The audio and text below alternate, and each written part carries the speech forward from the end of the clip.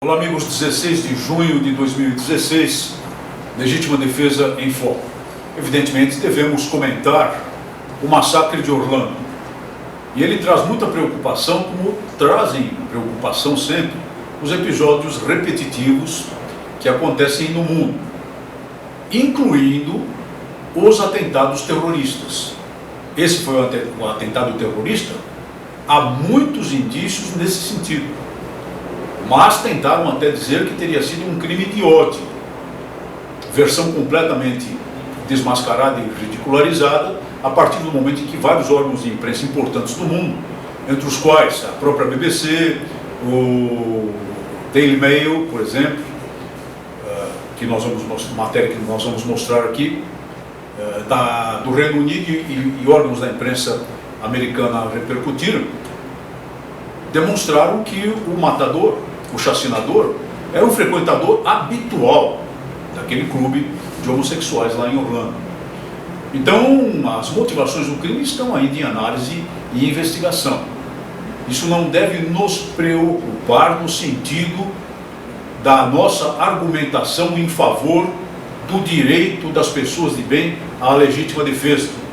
Porque nós, do Movimento pela Legítima Defesa, todos os nossos parceiros da Coalizão Brasileira pela Legítima Defesa, todas as entidades nos Estados Unidos e no mundo que pugnam pelo direito das pessoas de bem à legítima defesa, sempre tiveram uma posição muito clara. Nós advogamos o direito à legítima defesa por meio de armas de fogo, se necessário, para qualquer pessoa, para todas as pessoas, homens, mulheres, para todas as pessoas de todas as idades, independentemente da conduta que adotem na vida.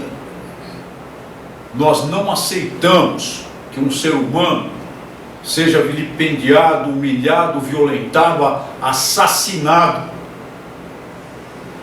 Nós entendemos que para não sofrer esse tipo de violência, parta de quem partir, as pessoas precisam se entenderem adequado, se cumprirem os requisitos da lei, ter acesso às armas de fogo de defesa. E, portanto, a nossa posição é clara, cristalina e tranquila. E a nossa argumentação é uma argumentação de natureza, de fundamentos no direito natural e de fundamentos no direito constitucional do nosso país e também nos outros países. Agora, voltamos à análise do R-105, porque isso afeta também não só a questão que levantamos aqui dos atiradores desportivos, é claro, mas sim o direito de todas as pessoas do Brasil à legítima defesa. Porque o R-105 é um regulamento federal, elaborado pelo Exército, evidentemente baixado por decreto do Presidente da República, que estabelece certas restrições e proibições a afetar não apenas a leal categoria dos atiradores desportivos, importantíssima para a defesa nacional como uma segunda reserva, tantas vezes dissemos isso aqui, mas afeta a qualquer pessoa que precise se defender, que tenha necessidade e interesse de adquirir uma arma de fogo de sua escolha para a defesa do lar, da família, de si mesmo. E quando se fala em proibição de importação, isso afeta a pessoa comum também. Por exemplo, hoje, apesar de uma pistola calibre 380 ser nominalmente de posse permitida e eventualmente, em situações muito raras, de porte permitido também para cidadãos comuns, ele não pode ter acesso a armas importadas. A proibição é manifesta por normas executivas no âmbito do Exército e sob a alegação do Similar Nacional. Isso é um problema muito sério, que tem que ser resolvido de modo a assegurar o direito na elaboração do novo R-105. Comentamos aqui a manifestação do ilustre comandante logístico do Exército no nosso último programa. E desta feita, comentamos uma declaração que foi tornada pública do general Ivan Ferreira Neiva Filho, que é diretor de fiscalização de produtos controlados, subordinado, por exemplo, portanto, ao comando logístico, mas diretamente responsável pela área de produtos controlados. Ele faz uma manifestação longa, que não interessa ler aqui, mas ele coloca vários pontos importantes que parecem caminhar no sentido de que o Exército efetivamente percebeu que existe uma opinião popular fortemente contrária à proposta original mostrada a público, levada a público do novo R-105. E, entre outras coisas, explica o general que se trata, no momento, de fazer um esforço coletivo, conduzido pelo Exército, é claro, em colaboração, porém, com diversos segmentos da sociedade, voltado para a melhoria da capacidade de prestação de um serviço de grande importância para o nosso país. Nós concordamos com isso, evidentemente, e compete ao Exército isso. E dizer que centenas de críticas, sugestões e propostas foram enviadas, claro, isso é público, não é? Permitindo, de modo intensamente participativo, vejam bem a expressão do general, de modo intensamente participativo, que o sistema federal, o sistema de fiscalização de produtos controlados, elabore uma proposta moderna e adequada às demandas da sociedade. As demandas da sociedade, senhor general, muito bem, ficamos felizes em verificar isso. As demandas da sociedade, ilustre diretor, estão relacionadas com a asseguração do direito das pessoas de bem à legítima defesa, com a preservação das tradições do tiro desportivo e outras de grande valor no país. E é disso que o Exército não pode se esquecer. Diz-nos o general Ivan Ferreira Neiva Filho que, ao final, poder-se apresentar um sistema de fiscalização de produtos controlados sob o seguinte lema: você pode confiar. Excelente. Na verdade, nós já confiamos. Na verdade, as pessoas já confiam, como confiam muito notadamente no Exército e nas Forças Armadas. Mas deveria acrescer-se isso de algo muito importante, general. Você pode confiar e os seus direitos serão assegurados. Você pode confiar e os seus direitos não serão violados. Você pode confiar e a decisão popular tomada no referendo de 2005 prevalecerá. As pessoas comuns não são ameaças para a segurança da nação.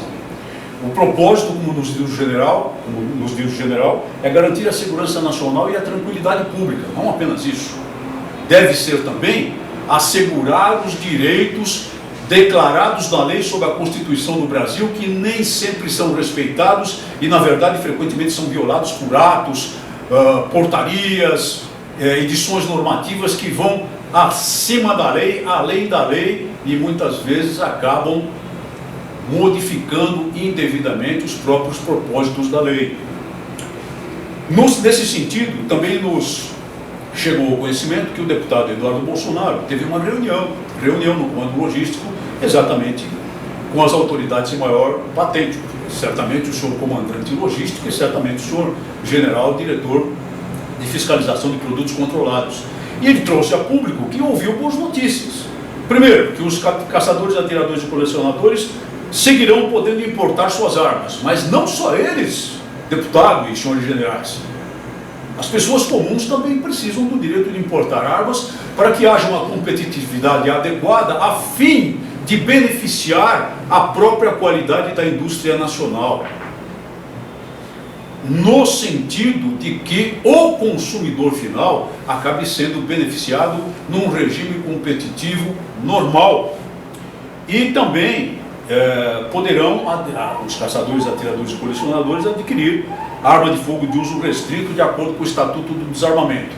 A questão das armas de fogo restritas, dos calibres restritos, é uma outra questão crucial.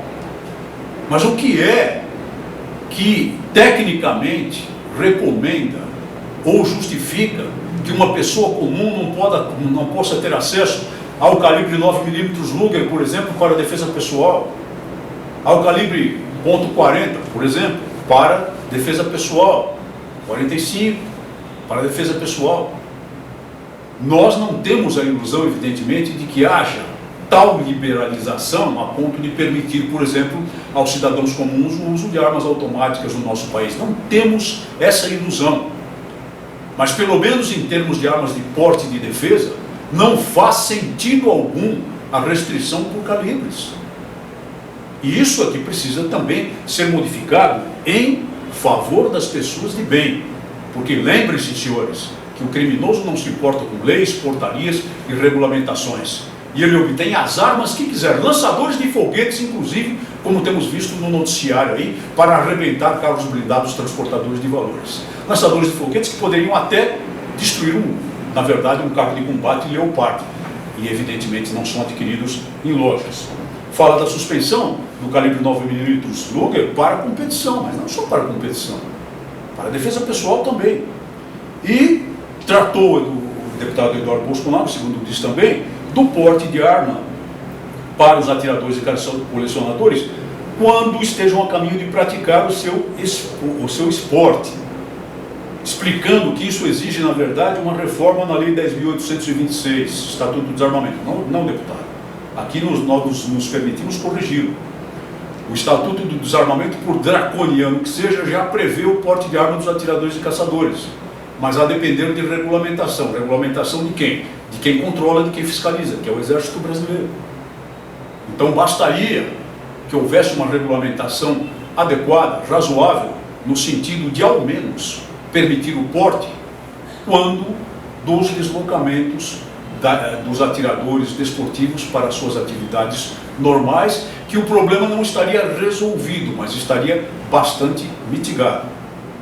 Então insistimos, o que se espera, o que a sociedade espera, é um R-105 que não caminhe no trilho draconiano do Estatuto do Desarmamento e que leve em consideração as necessidades dos atiradores desportivos, das pessoas que executam atividades respeitáveis e tradicionais no país e das pessoas comuns que querem apenas o direito de defender, se necessário por meio de armas de fogo, a si mesmos, às suas famílias, aos seus lares no nosso país.